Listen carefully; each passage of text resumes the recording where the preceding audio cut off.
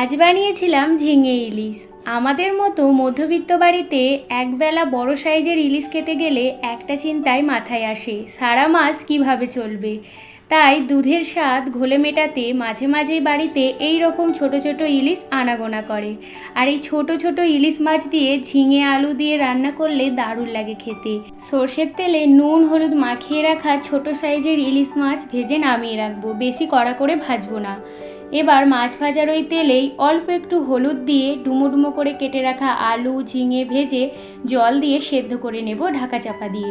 এরপর নামিয়ে রেখে ফোড়ন দেব সর্ষের তেলে কালো জিরে কাঁচা লঙ্কা।